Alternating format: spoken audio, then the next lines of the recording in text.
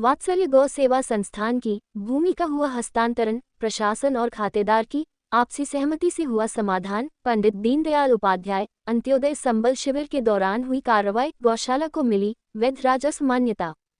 वर्षों से लंबित वात्सल्य गौ सेवा संस्थान सज्जनगढ़ की भूमि का समाधान आखिरकार प्रशासनिक मध्यस्थता और संवेदनशील पहल से हो गया। पंडित दीनदयाल उपाध्याय अंत्योदय संबल शिविर के अंतर्गत आयोजित शिविर में जब ये प्रकरण सामने आया तो प्रशासन द्वारा तुरंत संज्ञान लेते हुए मौके पर ही कार्यवाही आरंभ की गई। विगत 5 वर्षों से वात्सल्य गौ सेवा संस्थान सज्जनगढ़ की गौशाला, जिसे भामाशाहों के आर्थिक सहयोग से संचालित किया जा रहा था, एक महत्वपूर्ण समस्या से जूझ रही थी। वह थी भूमि का राजस्व अभिलेख में नामांतरण। गौशाला जिस भूमि पर स्थापित है वह भूमि पवन भाई पंचाल पुत्र मन्नालाल पंचाल एवं लीला देवी पत्नी मन्नालाल पंचाल के नाम राजस्व रिकॉर्ड में दर्ज थी, जबकि वास्तविक उपयोग में ये भूमि गौशाला के काम आ रही थी।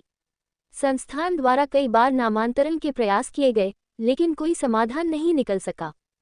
पंडित दीनदयाल उपाध्याय अंत्योदय संबल शिविर के दौरान जब ये प्रकरण सामने आया तो तहसीलदार हरीश सोनी, भू अभिलेख निरीक्षक जगदीश कुमार नाय एवं राजस्व कर्मचारी सुनील कलाल तुरंत सक्रिय हुए।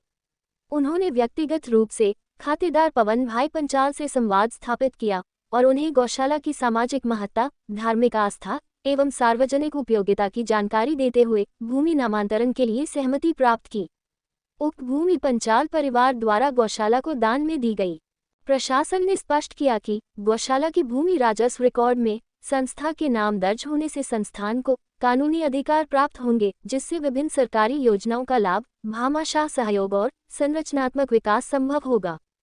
इस भूमि को गौशाला को दान देने हेतु दानदाता को प्रेरित करने में नीलेश कलाल, जो वात्सल्य गौ सेवा संस्थान के अध्यक्ष हैं, का विशेष योगदान रहा। उन्होंने अपनी टीम के साथ निरंतर प्रयास करते हुए प्रशासन से संपर्क बनाए रखा और खातेदारों से आपसी समन्वय स्थापित किया। प्रकरण के समाधान के बाद प्रतापजी कलाल एवं मूलचंद जी कलाल द्वारा प्रशासनिक अधिकारियों का आभार व्यक्त किया गया और भामाशाहों का सम्मान किया गया।